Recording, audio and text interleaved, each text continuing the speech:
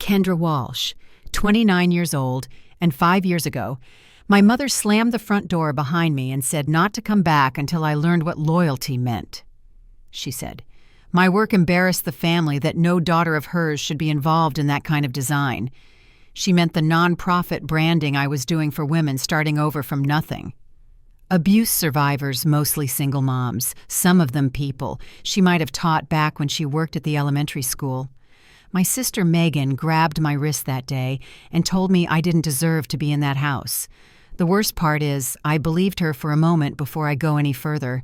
Drop a comment and tell me where you're listening from and if you've ever been made to feel like you had to choose between your calling and your family. I grew up in Willow Creek, a small town tucked behind feed stores and faded steeples where everybody knew what your last name meant. My dad worked at the local garage for over 30 years and my mom was a secretary at the school until she retired. Both were quiet, steady people who believed in hard work and keeping up appearances. Every Saturday was chores, and every Sunday was church by 12. I was expected to set the table without asking. By 16, I was baking casseroles for the neighbor's funeral and smiling through the quiet message that good girls stayed home, started families, and didn't talk back. My younger sister, Megan, was a natural fit for all that sweet kind and always agreeable. She married her high school sweetheart from church and started a family before I finished college. Everyone called her a blessing. I left Willow Creek after high school on a partial scholarship to an art and design school in Austin. It wasn't a popular choice around our house. Mom said it wasn't practical, and Dad just looked at the ground. But they didn't stop me when I packed up my beat-up sedan and drove south. I took 3 jobs to cover what the scholarship didn't: waiting tables during the day, cleaning offices at night, and finishing freelance assignments between. I wasn't glamorous, but it was mine. I lived in a walk-up with thin walls and no heat, but I loved it. The city moved fast and loud, and no one asked where I came from or why I didn't go back home. On the holidays after graduation, I stayed in Austin, picking up small freelance gigs wherever I could. Logos, websites, print work, mostly for local artists and small businesses. By year 2, I had enough clients to cover rent without waiting tables, and I started doing pro bono work for women's shelters, designing flyers for legal clinics and group sessions. What started as a favor turned into a focus.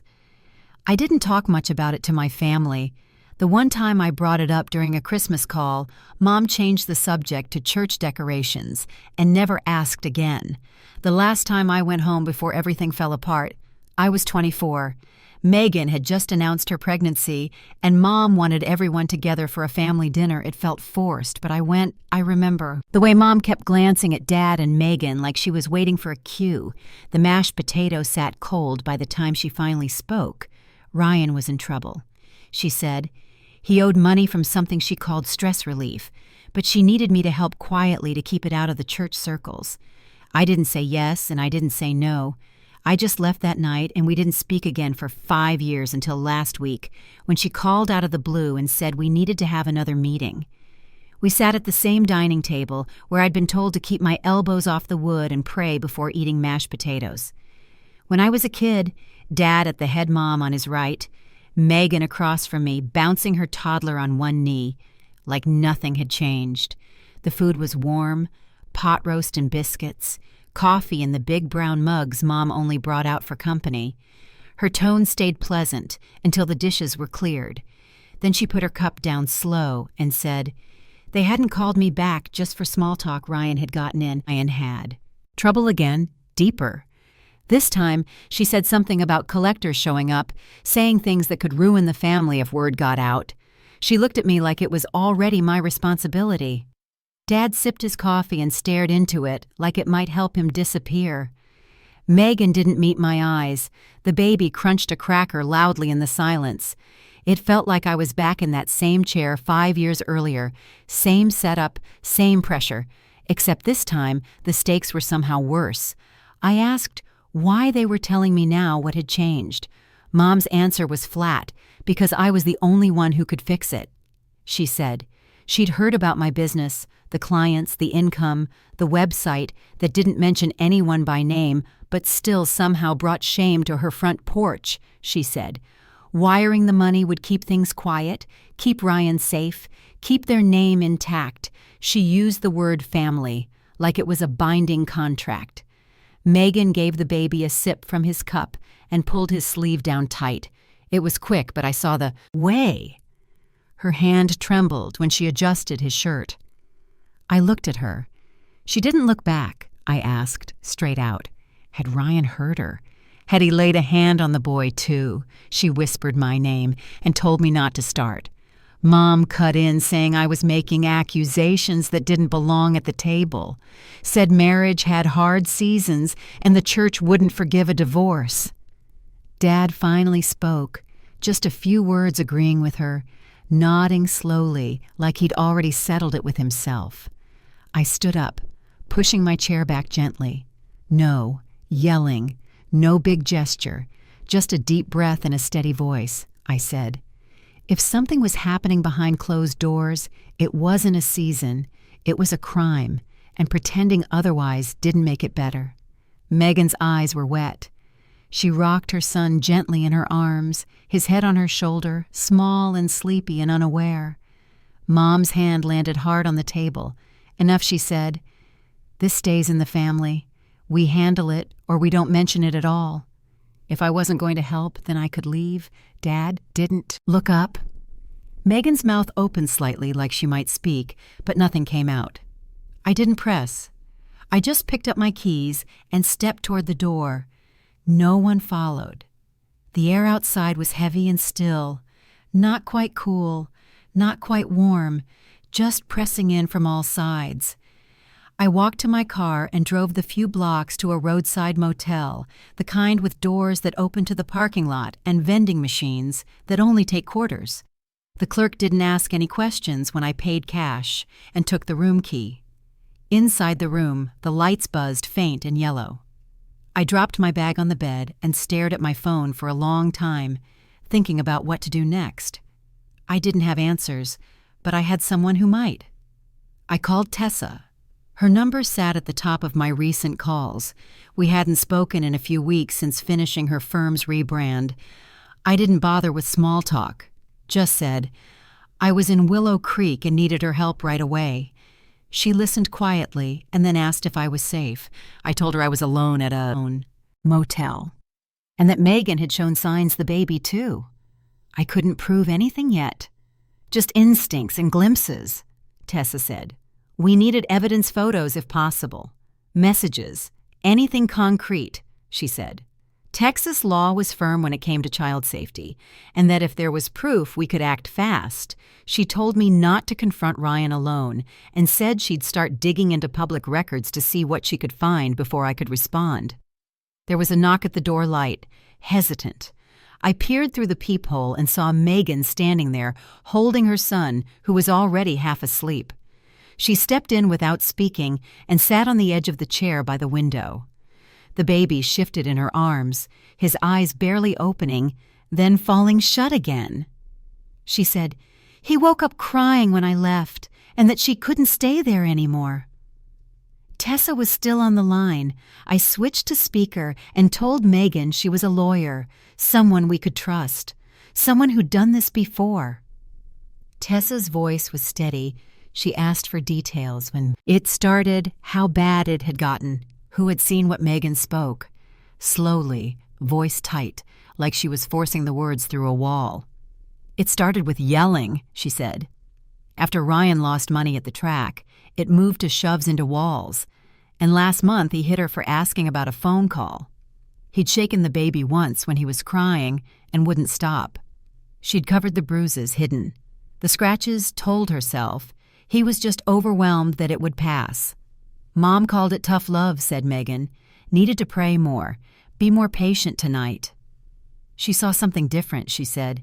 When she watched me walk out, she realized it wasn't going to stop, not unless she did something first. I asked if she'd let us take photos.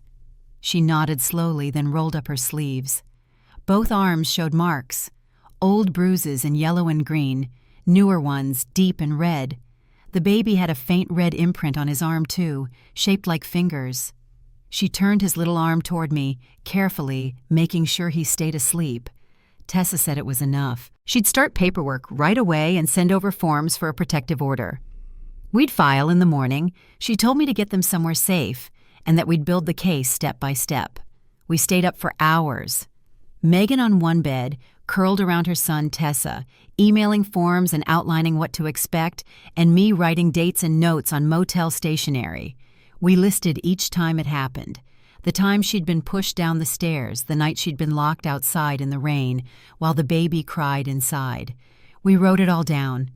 By the time the sun came up, everything was still, except for the sound of her son breathing soft and steady next to her. She looked over at me, eyes swollen but clear, and said she was ready. We left just after sunrise. Megan wrapped in a jacket 2 sizes too big. The baby buckled into the back seat, still half asleep. The drive to the sheriff's office took less than 20 minutes, but the silence stretched longer than the road. Tessa was already waiting in the parking lot, her briefcase balanced on the hood of her car, printed forms in hand, and a pen clipped to the side. She walked us through it step by step, calm and focused, like she'd done this 100 times inside the station. The lights buzzed above us, casting everything in a gray glow. The officer at the front desk took one look at the documents and nodded, without asking much. He led us to a side room where Megan sat down and gave her statement. Voice quiet but steady. She told them what Ryan had done, how long it had been going on, and what finally pushed her to leave the photos. We were added to the report, time-stamped and logged one by one. The deputy reviewing the file didn't ask unnecessary questions, just said it qualified for an emergency protective order and that he'd begin the paperwork right away. Tessa stepped aside to speak with someone on the phone, confirming court availability and flagging the file for urgent review by noon.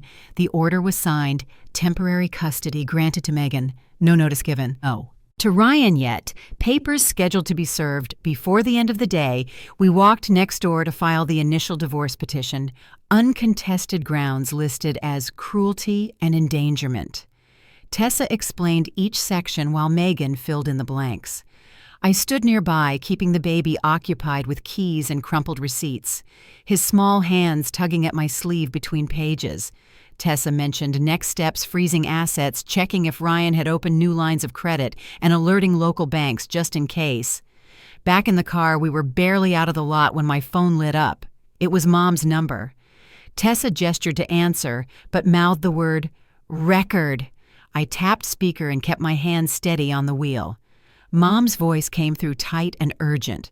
She said, Ryan was furious that Megan had disappeared, that I needed to fix it. She used the same phrases from 5 years ago, almost word for word. Fix it now, fix this. Like I had pulled the string that unraveled everything I said.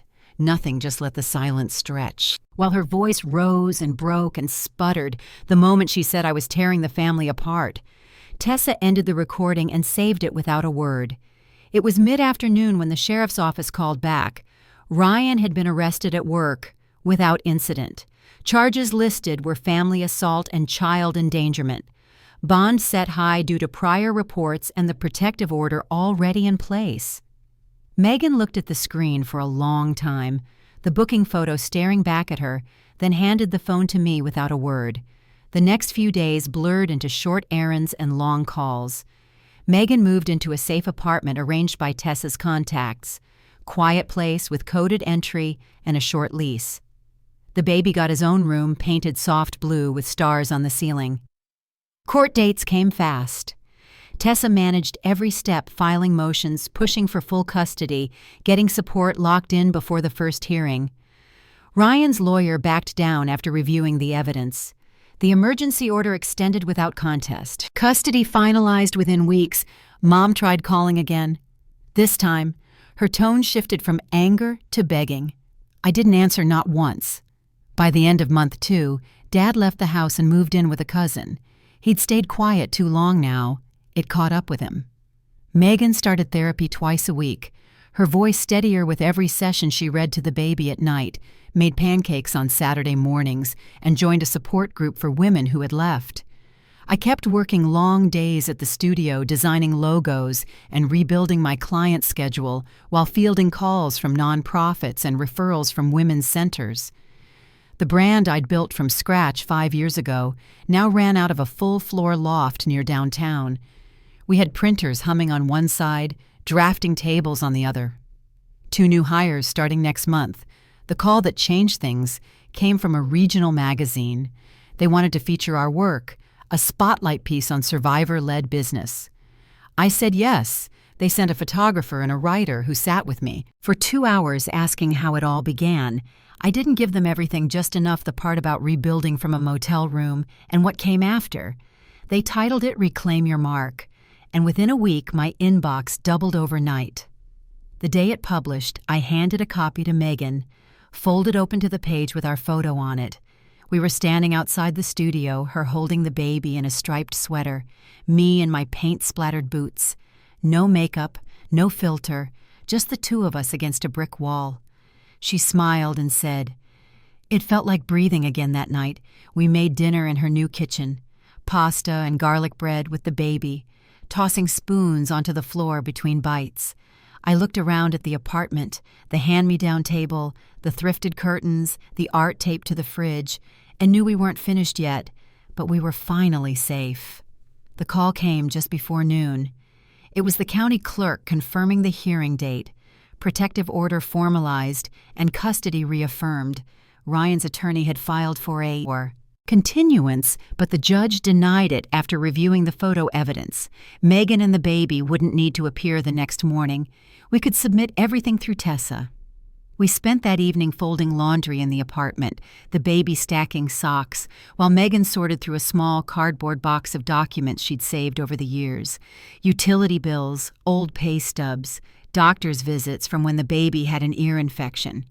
She paused now and then at certain papers, turning them over, like they might hold some answer. We hadn't seen yet. Tessa stopped by later with an updated timeline and instructions for the next affidavit. She explained that once the initial order was in place, we could push for long-term custody and prepare for the financial disclosures Megan would need to show everything she knew about Ryan's accounts or lack of them after she left. I made us tea, and we sat at the kitchen table with the windows open and the hum of distant traffic filling the quiet. Megan said she'd had a dream the night before about the church back home, people whispering behind programs while she stood in the aisle holding the baby, her dress torn and eyes downcast. She hadn't been back since we left, and she didn't plan to go back the next morning.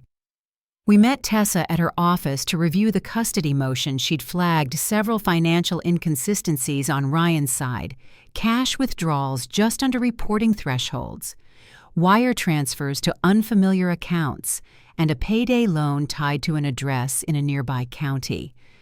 She handed me a copy for safekeeping and said she'd already looped in a contact with the district attorney's office. By the end of the week, Ryan's bond hearing was scheduled.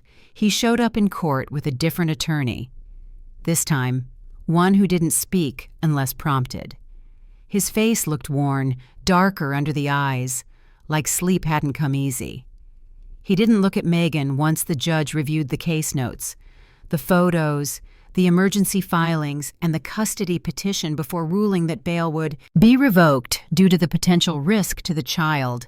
After the hearing, we stepped into the hallway and leaned against the cold tile wall, Megan holding a paper copy of the order with both hands, as if it might drift away. If she let go, the baby had stayed with one of Tessa's interns who offered to watch him during the hearing. I walked down the block to pick him up while they finished the remaining signatures. That afternoon, we stopped by the studio for the first time since everything began.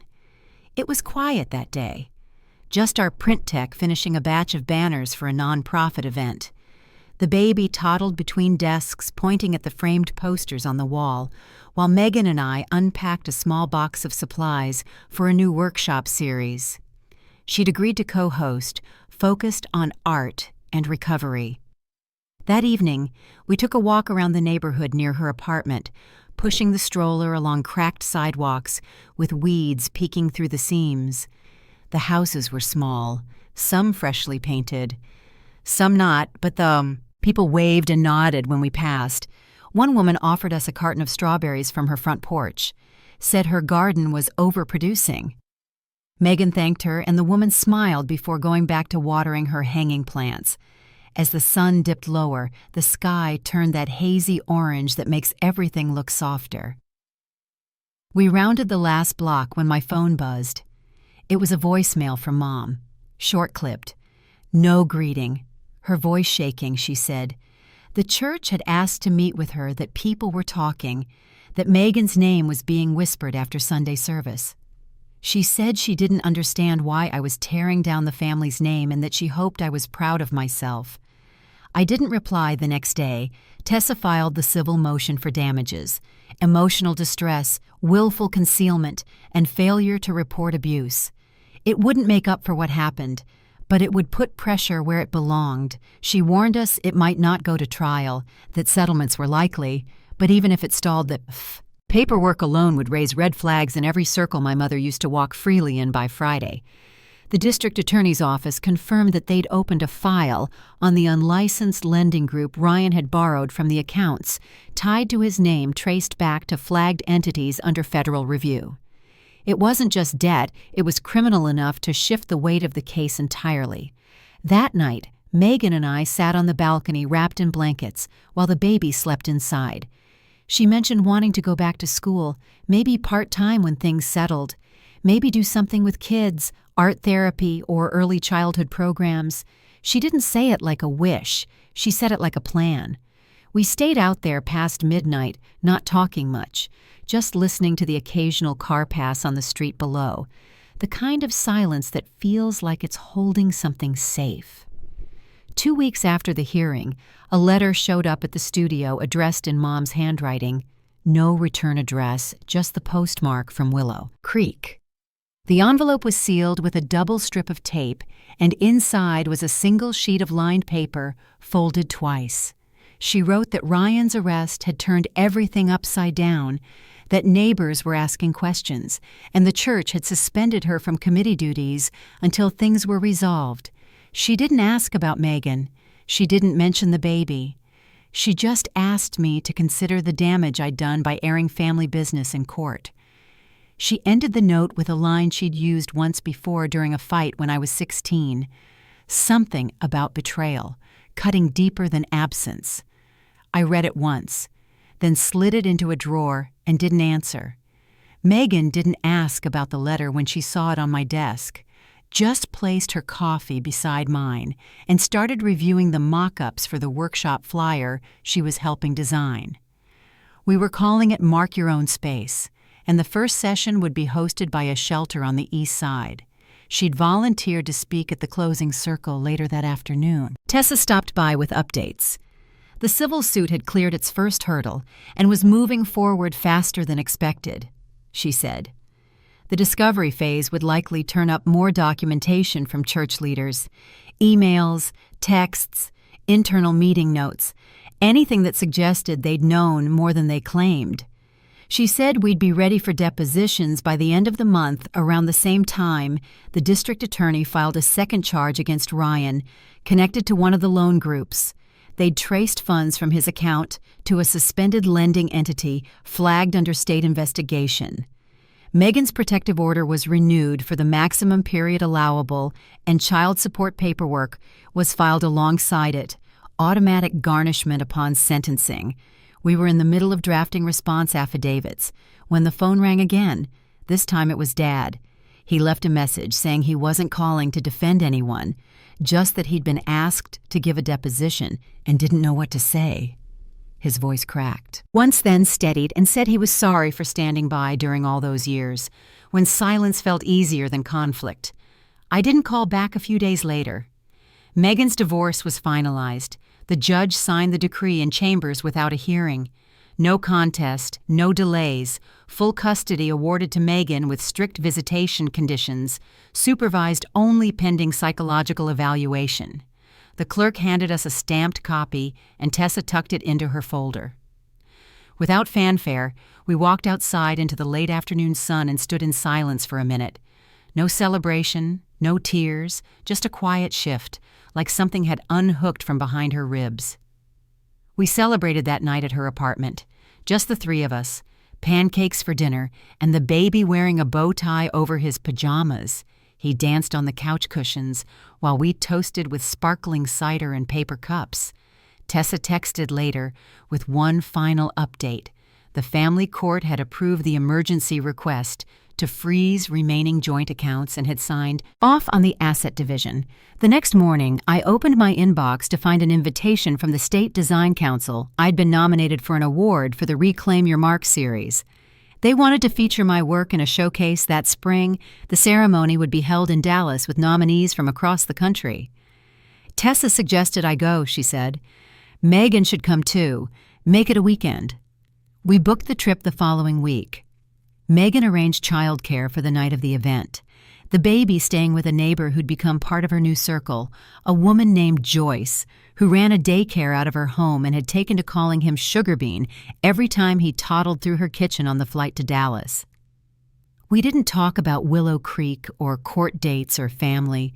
We talked about colors for the new studio logo and whether she should go back to school in the fall. She brought a sketchbook filled with ideas for children's book illustrations and showed me one with a bear and a fox sitting under a tree, she said. The bear reminded her of her son, sturdy and quiet. The fox had my glasses that night at the ceremony. The lights were soft and the room filled with the quiet hum of people in conversation. When they called my name, I stepped up to the podium and held the plaque steady with both hands. They read the citation about resilience through design and how the work had impacted organizations serving women rebuilding their lives. When I looked out into the crowd, Megan was near the front, clapping slowly and smiling the same way she had as a kid. When she passed spelling tests with stars after the ceremony, we stood in the lobby beside a photo backdrop, watching people take turns for group pictures. A man from one of the nonprofit groups came over and said he'd like to speak with us about a partnership for a future program. He handed me his card and nodded to Megan, said her name was familiar and that he'd seen her speak at a recent workshop. We got back to Austin late the next evening, both of us tired but steady. The baby met us at the door, arms outstretched, wearing the same dinosaur pajamas he'd had on when we left. Megan scooped him up and carried him inside, her voice soft as she told him about the plane and the lights and how we ate too many cookies in the hotel. I stayed for a little while after she put him to bed. We sat on the couch with our shoes off and the windows open, listening to the traffic on the street below. She said she felt like something had shifted in her chest, like a door opening that didn't need to be closed again. I nodded and didn't say anything. It was a Tuesday when the deposition dates were finalized. Tessa sent the schedule in a short email along with a scanned copy of the court's notice. The first one would be Mom followed by Dad, then 2 board members from the church who had received written complaints in the past year. Megan didn't say much when I told her, just nodded and folded the baby's laundry into small stacks on the couch. 2 days later, Tessa recorded the call Mom had made during the height of the fallout, the one where she accused me of betrayal, said I needed to fix it.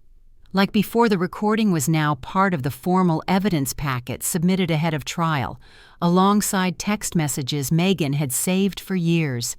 Every message that implied she should keep quiet or pray harder was now dated and filed. Tessa said, the case was taking on weight that might extend beyond just family court.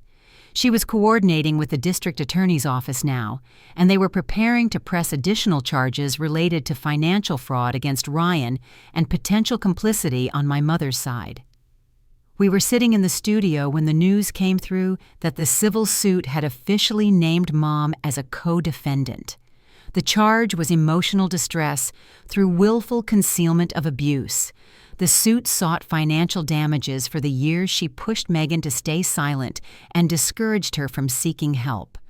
I watched as Megan read through the pages. Tessa had printed each line steady in black ink. The last page held the formal estimate for damages. Not a massive number, but enough to hurt enough to send a message. Megan said she didn't want to take the house or ruin what was left of our parents' savings. She just wanted acknowledgement in writing and under oath. A few weeks later, Dad was seen moving out of the house. He left without a scene, packed a truck in the early morning, and drove to stay with his cousin near Lubbock. Word spread fast in Willow Creek. By the end of that week, the church elders called an internal meeting. They didn't issue a statement, but Mom's name was removed from the bulletin, and her seat at the women's circle was quietly filled by someone else on Sunday. I received 3 missed calls from her number, followed by a short message that read, simply, "Help your mother." I blocked it without opening the voicemail the week before trial. Tessa asked if Megan would consider making a public statement after the final ruling. Not a press release, just something for the nonprofit community, something to show other women what stepping forward could look like. Megan didn't answer right away. She asked for time to think about it and said she didn't want to turn her life into a story until the ending was real. That same night, we learned Ryan's final court date had been moved up. The district attorney had compiled a full record of charges, including felony assault, child endangerment, and conspiracy to defraud through illegal debt management practices. His plea deal was rejected based on prior evidence, and the judge had scheduled a sentencing hearing for the following Monday. The next morning, Megan and I sat across from Tessa in her office, reviewing the final list of exhibits, photos, witness statements, depositions, and banking documents. The weight of it all spread out across the table in tidy folders. Megan signed her name at the bottom of the affidavit. Without hesitation, her pen steady as she filled the final date that weekend, passed slowly. The baby came down with a cold, and we spent most of it on the couch watching cartoons and warming bottles. Megan didn't bring up the hearing or the trial or Mom. She just kept the humidifier running and the medicine measured in tiny spoons. When the baby finally fell asleep that Sunday night, we sat in silence for a long time before she asked if I thought Dad ever really knew. I told her the truth. I didn't know. Monday came gray and quiet clouds settling low as we pulled into the courthouse parking lot. Ryan was already inside, escorted in by officers and seated beside his public defender. He didn't speak as the charges were read, just stared straight ahead while the judge summarized the findings. Evidence and statements when the sentence was delivered, 3 years without parole. He didn't flinch. The judge cited the child endangerment charge as the primary factor in denying early release eligibility and referenced the recorded call from Mom as partial evidence of coordinated concealment. He said the civil matters would proceed separately and concluded the hearing without allowing for a statement from Ryan's side. When we stepped outside the courthouse, Tessa received a call from her contact at the registrar's office. They had confirmed that the title transfer on Mom's house had been paused, pending outcome of the civil suit. The foreclosure proceedings were also frozen due to liens placed during the filing. Megan didn't smile. She didn't cry. She just looked up at the sky, then down at the sidewalk, and said she was ready to go home. Back at the apartment, the baby was awake again, his nose still stuffy but his eyes bright. He reached out for Megan as soon as we walked in, holding up a board book with torn corners and sticky pages. She sat with him on the floor and read each line aloud. Slowly, the same way Mom used to read to us when we were small. When she finished the last page, she closed the book and looked over at me, said she was going to write something down, not to post, not to publish, just for her to remember what this part felt like. The trial wrapped faster than we expected. The judge ruled in Megan's favor, citing clear and documented evidence of neglect, concealment, and long-term emotional harm. The civil judgment awarded $20,000 in damages plus fees, an amount based on the timeline of abuse and the failure to report it. Tessa called us from the courthouse right after the ruling. She said there was no reaction from Mom, just a tight nod as the gavel came down. The order put a lien on the house Megan and I had both grown up in. It would need to be sold if Mom wanted to satisfy the debt without dipping into her remaining savings. The foreclosure notice had already been posted after missed payments earlier that spring. The court decision just accelerated the inevitable within the month. The house went on the market listed well below value. Dad didn't show up to the inspection, but the realtor mentioned he'd signed papers from a cousin's address near Lubbock. Megan and I drove by once on a quiet Sunday afternoon just to see it one more time. The shutters were still painted that bright white. Mom insisted on every spring, but the flower beds were bare and the porch light hung crooked. We didn't get out of the car. The news spread through Willow Creek. Quickly, the church newsletter never mentioned names, but the messages from the pulpit grew louder about sin within the walls and what silence can cost. By the following week, Mom's name was no longer listed on the prayer committee, and she hadn't been seen at service. The studio stayed busy that season. We hired another junior designer and opened enrollment for our first full-length recovery through design course. Megan helped lead the sessions, creating new worksheets and developing soft-touch illustration guides for clients with no prior creative experience. One of the women in the class asked Megan if she'd ever thought about writing a children's book based on her journey. Megan smiled and said, "Maybe someday that fall." The district attorney's office released a public summary of the charges filed against Ryan and his connection to the illegal debt network. His name was officially added to the state's permanent offender list, with no chance of appeal.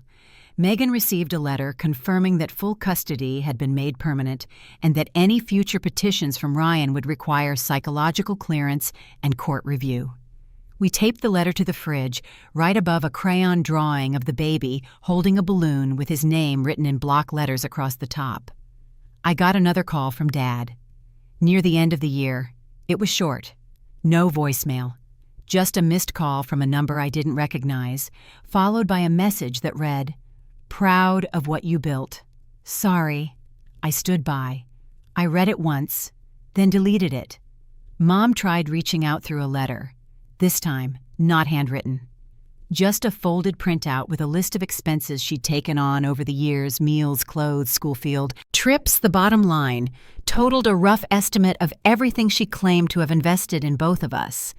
There was no apology, only a note that read, "Consider paying your portion so we can be done." I didn't reply. Tessa mailed the final notice of settlement enforcement the following week, certified delivery with tracking required. Megan didn't ask about it when it arrived, just marked it on the calendar and continued working on her latest illustration guide. She'd started sketching animals again, foxes mostly paired with small birds tucked into their tails. Around the same time, I was invited to speak at a design conference in Seattle. The topic was creative entrepreneurship in healing spaces, and the organizer asked if I'd be willing to share our firm's story. I said yes, and invited Megan to come along. She agreed, but only if she didn't have to stand on stage. She wanted to be in the room, but not under the lights. We flew out together early one morning in November, with matching backpacks and a folder of client case studies tucked between us. The conference was held in a restored theater downtown, red velvet seats and gold trim lining the balcony. We sat in the third row with coffee and paper cups and name tags pinned to our jackets. When it was my turn to speak, I stepped onto the stage with my notes in hand and the lights warm across my face. I talked about starting with nothing, about building a business from rented desks and late nights, and how every logo we created told a story, not of where someone came from, but of where they were headed. When I looked out into the crowd, Megan was there holding her coffee in both hands and nodding slowly afterward. Someone asked us if we had plans to expand our workshops to other cities. Megan said quietly, "Not yet. But maybe someday." We flew home the next day with quiet seats and soft conversation. She drew little maps of animal trails in her notebook during the flight and passed them to me like postcards.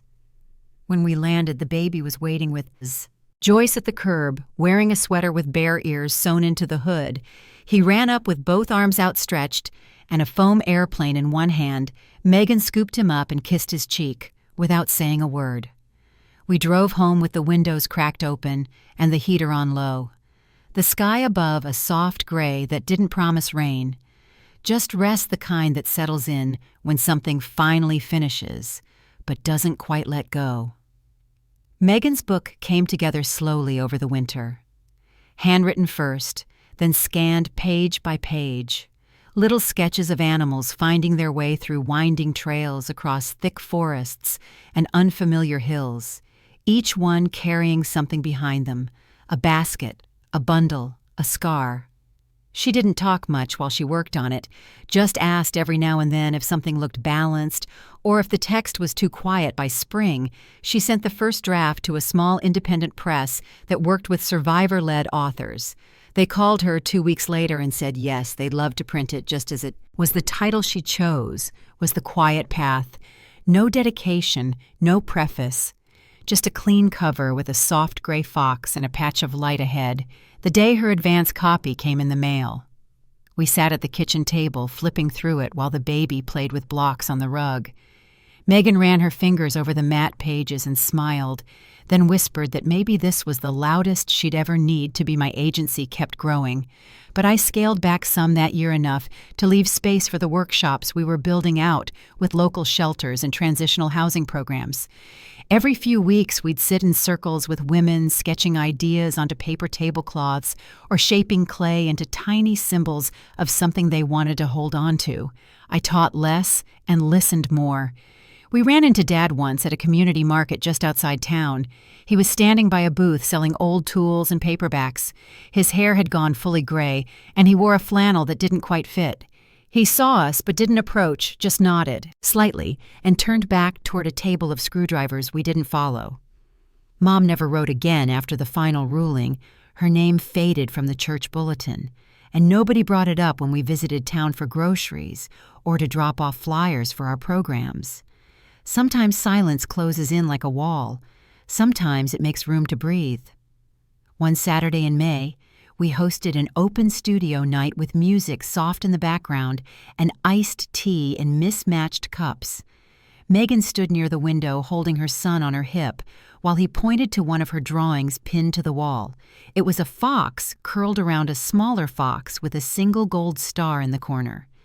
Tessa stopped by before closing and handed me a small envelope. Inside was a card with only 4 words written neatly in blue ink. "I'm proud of you." It wasn't signed, but I knew that night after everyone left, we turned out the lights and stood in the quiet for a moment.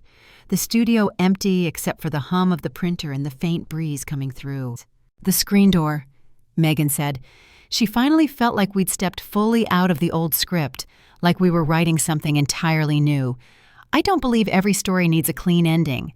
Not everything gets wrapped in ribbons or resolved by courtroom doors. But I do believe in consequences and in choosing to stop cycles that wear us down so quietly we don't realize they've taken root. If there's one thing I've learned, it's that you don't owe loyalty to the things that tried to break you, no matter who taught you otherwise. Sometimes justice looks like a courtroom, but more often it looks like a safe apartment, a child with unbruised arms, a life rebuilt in soft colors and new names. Thank you for listening all the way through. If this story found you at the right time, I hope it reminded you of your own strength, and if you feel like sharing where you're listening from, we'd love to hear it in the comments below. Take care of yourself and those you love.